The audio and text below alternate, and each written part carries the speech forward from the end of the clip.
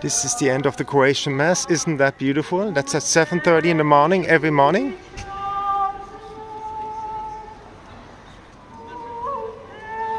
It's a beautiful experience. Try to go one time when you're in Medjugorje at 7:30 in the morning to that Mass. It's peaceful, it's the local people, it's full of locals from Medjugorje, and you will love it.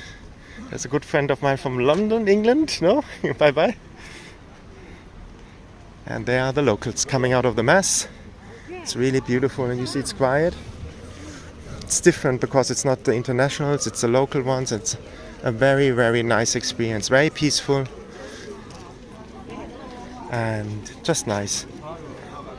Experience the culture. Also on Sundays you can experience that at 8, 9 and 11. They have masses in Croatian here for the local people, and you will see it's very, very nice. I will try to see a friend.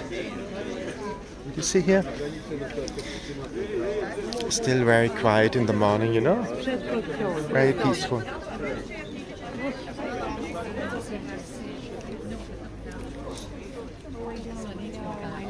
Yeah, you do.